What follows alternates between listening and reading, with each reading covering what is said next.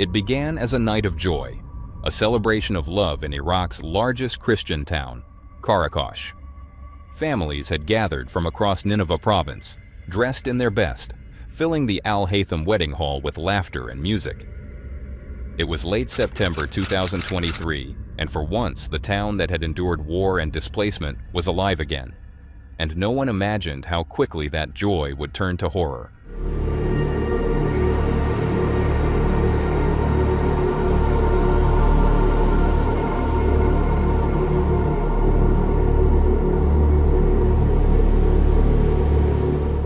The bride and groom took the floor for their first dance. A burst of indoor fireworks illuminated the ceiling. Sparks scattered upward, tracing the hall's shiny panels in a glittering pattern. For a brief moment, it was beautiful, until one of those sparks found the wrong surface. Within seconds, the ceiling itself was on fire.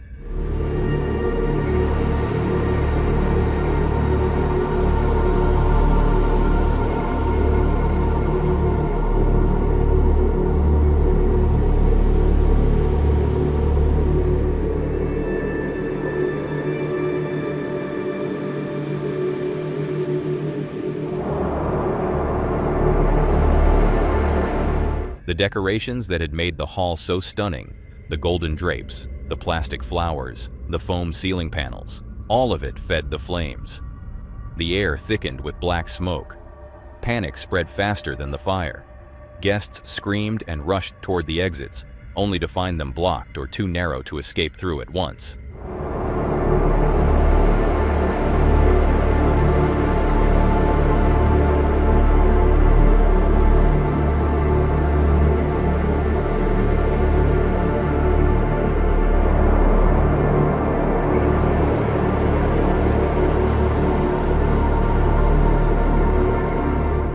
Those still inside could barely breathe.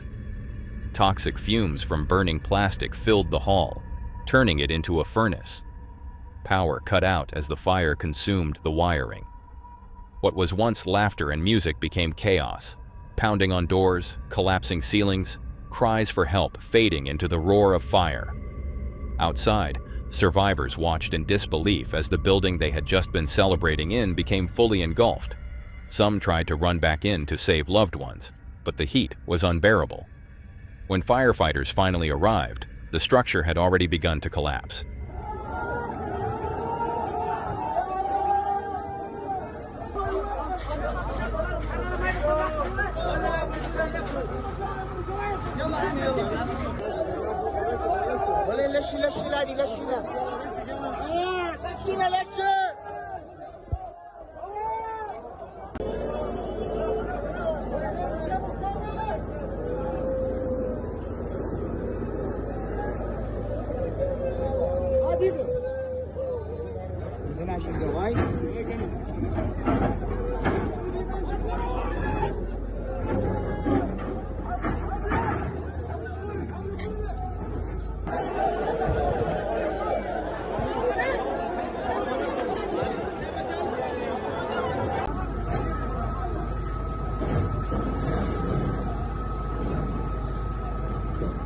By dawn, the scale of the tragedy became clear.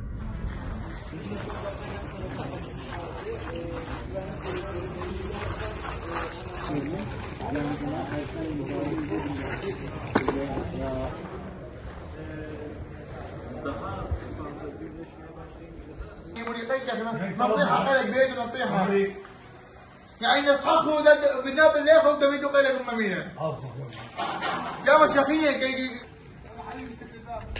94 people were confirmed dead, over 100 more severely injured.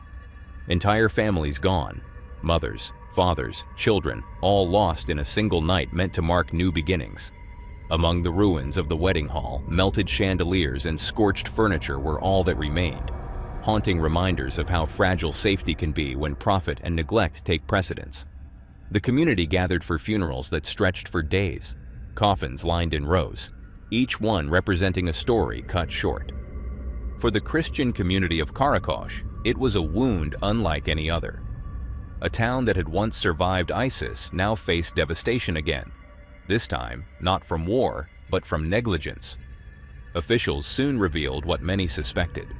The hall had been built with highly flammable metal plastic composite panels, banned materials that turned the fire into an inferno. Safety inspections had been ignored. Emergency exits were inadequate. And the fireworks, meant to celebrate the couple's love, had been launched without proper clearance. In the days that followed, Iraq declared 3 days of national mourning. Security forces arrested 10 members of the venue's staff, the owner, and the people responsible for the fireworks. Yet for the survivors, no arrest could undo what happened. Entire neighborhoods fell silent, their grief echoing through empty streets once filled with life. In a place that has seen so much suffering, this fire was a cruel reminder that danger doesn't always come from conflict. Sometimes, it's born from the small human mistakes we think could never happen. What began as the happiest night in Karakosh's recent history ended as one of Iraq's darkest tragedies. And for those who were there, the sound of music turning to screams, the sight of light turning to flame, will never fade. It stands as a warning, not just to a town, but to an entire nation. Joy can vanish in an instant when safety is forgotten. It was a tragedy born from carelessness. The next story, however, he's one of the few journalists who doesn't just investigate stories, he steps straight into them. Kees Vanderspeck has built his name on confronting danger head-on, tracking scammers, traffickers, and con artists across the world. From the streets of Latin America to the back alleys of Asia, his mission has always been the same: expose deception by walking directly into its heart. In 2014, that mission brought him to China. Shanghai, a city of neon lights, endless noise, and hidden dangers. But in these next clips, they risk their lives for a feeling of freedom.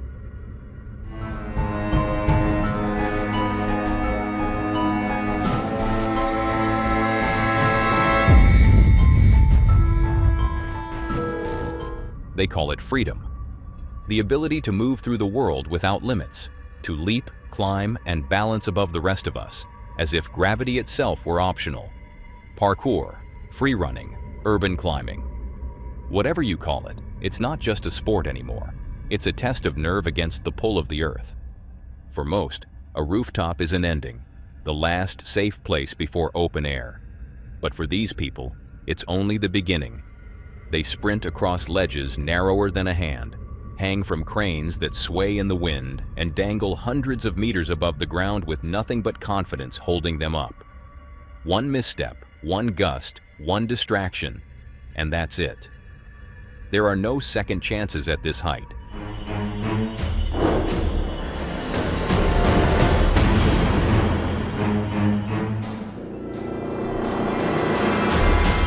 They chase the same rush that skydivers, cliff divers, and base jumpers know. That edge where fear and euphoria blur. But unlike them, there's no parachute waiting to catch them if things go wrong. Every video, every stunt that goes viral, comes with the unspoken truth. Someone out there didn't make it. For every breathtaking view caught on camera, there's a name forgotten beneath it.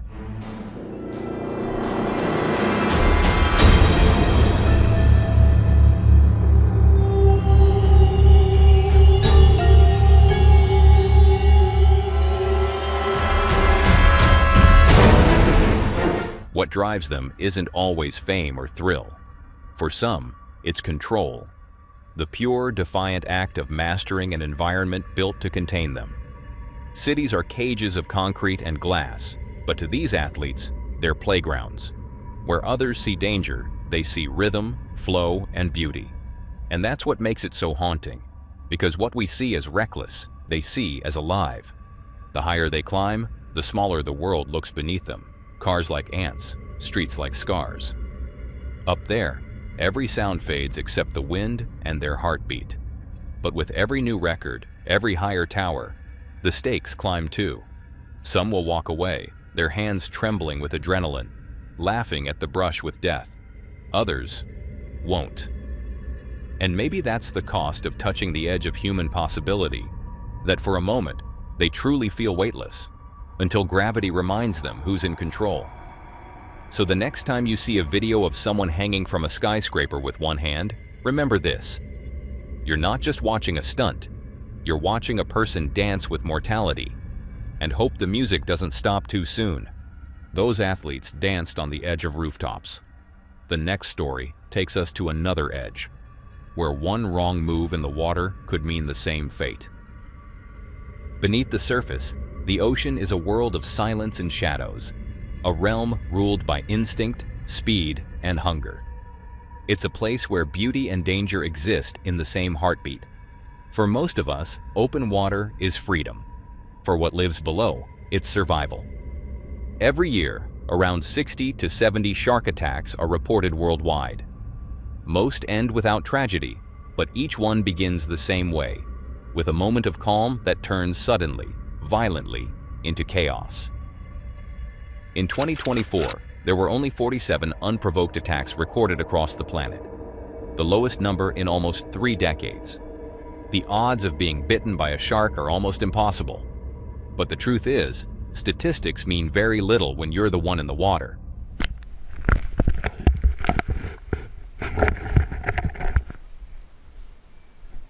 All right, let's do this.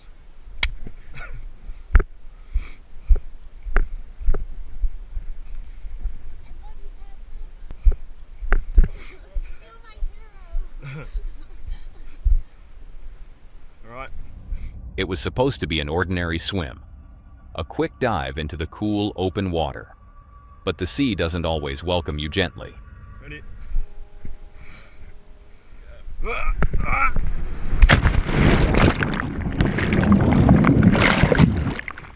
Shark! Shark!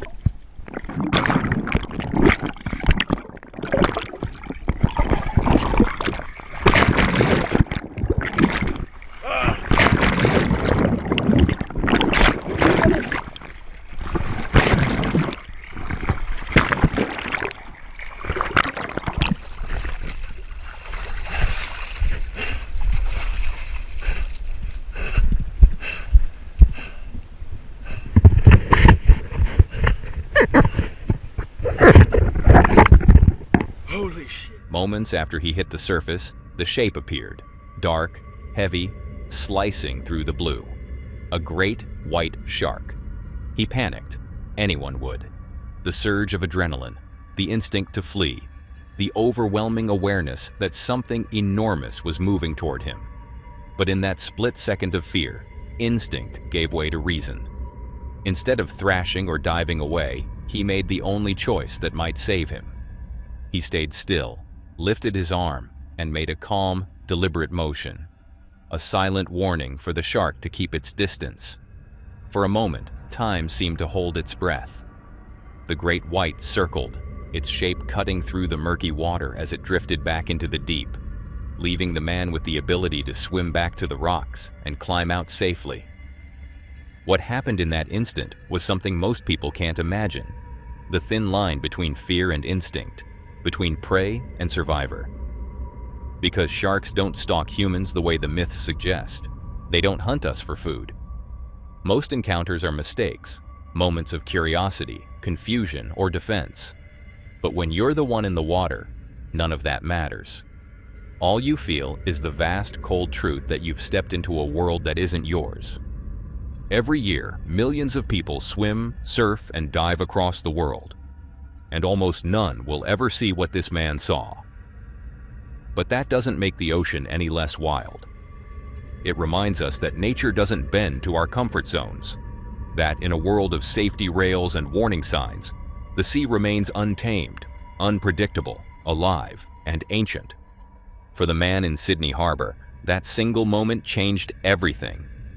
A reminder that even the most peaceful waters can turn into something primal in a heartbeat.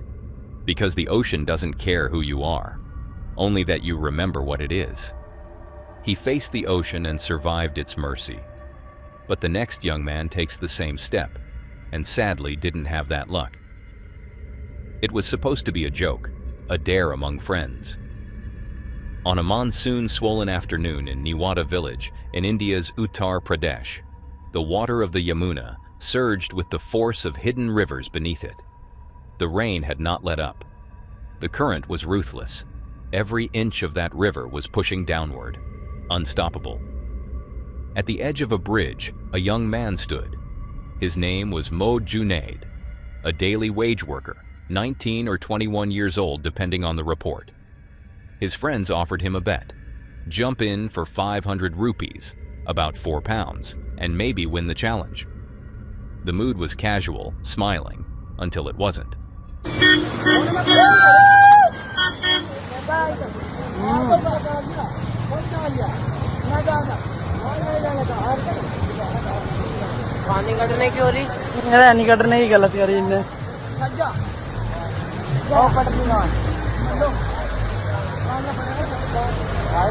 मुझे लग रहा है पुल जा रहा हूँ। ओए हार गया, चेक कर ले। ओए हार गई। बाय पहुंच बाय, मुझे पता है ना पानी बहुत तेज है। हार गया अब तो हार गया। 500 रुपये यार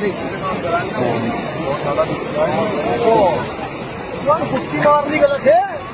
कुत्ती से मार रहा ना 500 रुपये ऊपर मारनी गलत है उसकी। 500 रुपये में कुत्ता है। For a second, he surfaced. He tried to stroke toward the bank, but the river had other plans. The current took him in its grip. The water he could see was only the first layer. Beneath, the flow pulled, heaved, twisted. He was gone in seconds, but the moments felt infinite. Rescue teams, local police, divers, disaster relief units began the search immediately. They used all they had. But the river has its own rules: rising water levels, released flows from nearby barrage gates, unrelenting monsoon rain. No trace of Junaid was found at the time of reporting.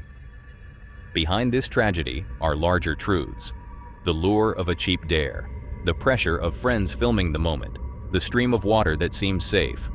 Sure, you've seen it before, until it overwhelms you, and then nothing protects you. This was more than foolishness. It was a stark reminder. In nature's drama, a bet means nothing. The current cares nothing for your bravado. Junaid's friends are now under investigation. Police say they will file charges for encouraging this reckless act and filming it. What remains are questions. Why did laughter turn into loss so quickly? Why did a moment of dare become a family's nightmare? As you watch the footage, consider this. A young man, full of life, took one leap, and for him, that leap became final. The river that day was not a playground. It was an unseen trap. The bank that seemed safe was only the starting point, and the cost of a 500 rupee bet was everything. He faced the river and never came back. But the next story isn't about nature's power. It's about what happens when the real monster lives inside the house. It stands on 2,825 Saratoga Trail in the quiet town of Frederick, Colorado, a 2-story suburban home built in 2013. Pale walls, neat lawn, and a driveway that could belong to any ordinary family. From the outside, it looks peaceful, but this house carries one of the darkest stories in recent American history. In August of 2018, this home became the center of a crime that shocked the world. Inside, Chris Watts murdered his pregnant wife, Shanann, and their 2 young daughters, Bella and Celeste. For days, he appeared on television pleading for their safe return, a performance that would later unravel into a full confession. What had once been a picture-perfect family home was revealed as the scene of unimaginable betrayal. Since then, the house has stood empty, its windows dark, its rooms silent. No one has lived there since. Neighbors say it feels frozen, untouched, as if the air itself remembers what happened. The property has changed hands on paper, but not in spirit. To many, it's more than just a building. It's a wound that never fully healed. That's what brought Franco TV to this place back in 2020, a filmmaker and urban explorer known for documenting abandoned and haunted locations around the world. From forgotten hospitals to desolate graveyards, Franco has made a name for himself by stepping into the places most people only whisper about. But this visit was different. He didn't come chasing ghosts or to stir up the past. He came quietly to pay his respects, to leave a teddy bear on the porch, a small sign of remembrance for the children who once lived here. This is a little teddy bear here I wanted to leave for my condolences. But as the night deepened, the house seemed to respond. Oh, you guys want the tam cam too? Alright, I'm gonna have to dig for it because it's in there somewhere. Oh, this is actually gonna be pretty cool. I did not think about the night vision. Yeah, it is really gorgeous. Now, let's use a thermal imaging camera and seeing what we can see. This should actually be pretty interesting. Hold on, let me put the tam cam away for a second. That's the house through the thermal. This thing is awesome. Here, I'll walk towards the side of the place here.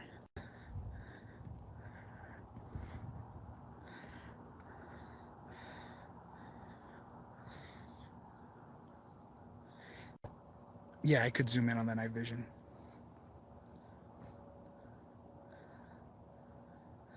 I think I'm the only one. Ooh, that was weird. I don't know if that was me, but I think I saw... You know what's weird? Look at the front, the top window to the right. Through his thermal imaging camera, Franco noticed something unusual. A faint heat signature in the upstairs window, the very floor where the children's bedrooms once were. The image shifted slightly, like someone standing behind the glass, watching. He switched angles, changed lenses, and zoomed in again. The outline was still there. A shape, a presence. Are you kidding? There's a heat signature on the window. Like if something's behind the window. Or in front of it. Just watching there. Look at that. I am literally getting a heat signature right in front of that window. Like someone's standing there. Now it's more than ever. I've never seen it so clear before.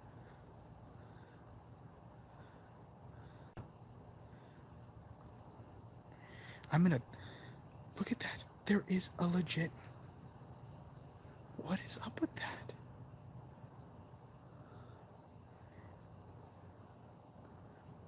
No, I know, Tom, but I won't... I have nothing to hide. I'm not doing anything wrong. Look at that. Look at the window. Look at the window. Yeah, you're right. I'm waiting for it to clear there. Bam.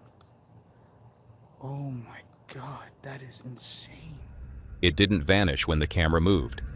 For a moment, it almost looked alive. Alright, so right now I am back on night vision. Again, you don't see anything on the top window. In fact, you could see something there, but I don't know if that's just a glare of whatever's there.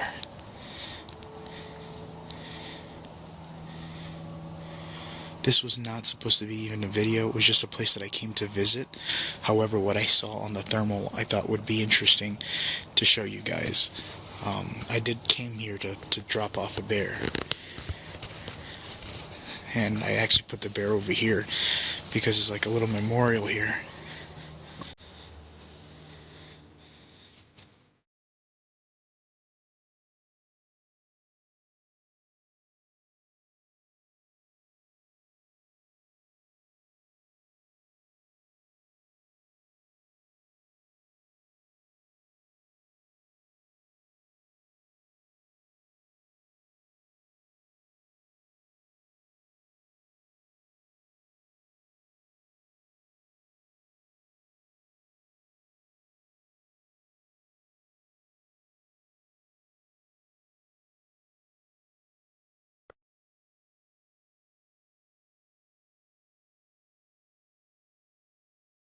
Over there. As you can see, that looks like the warmest window, and there it is. It looks... I'm going to keep as still as I can. What is that? Does that look like someone with their head in their hand holding against the window? Look, and now it's changing. There it goes.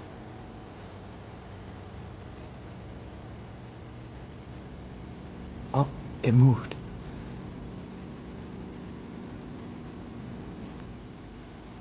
Oh, it moved.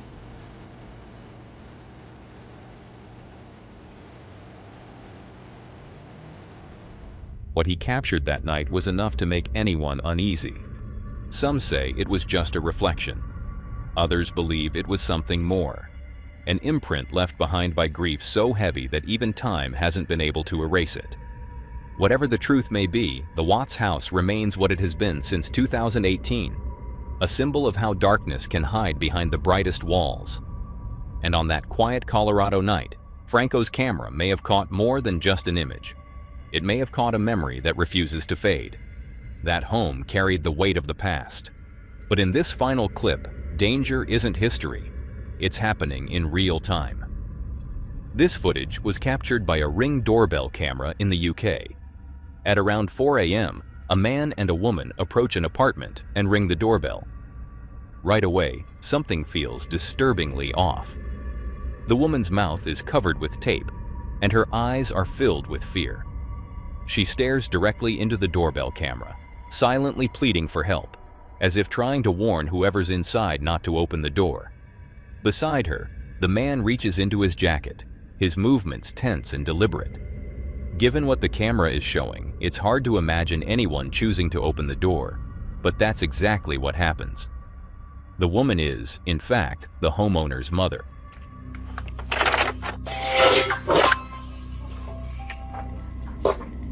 Get it again. No, gets it. Fearing for her safety, he rushes to unlock the door. As soon as he does, the man and another accomplice, who had been waiting just out of view, force their way inside, ordering the mother to follow them in. It's believed the intruders stole jewelry before fleeing the apartment, leaving both the homeowner and his mother physically unharmed but badly shaken. The footage is chilling not only for what it shows, but for what it implies. How easily fear and love can override reason. Seeing his mother like that, terrified and restrained, what else could he have done? Now that was all for today, folks. If you enjoyed these horrifying clips, click to see more on the video on screen.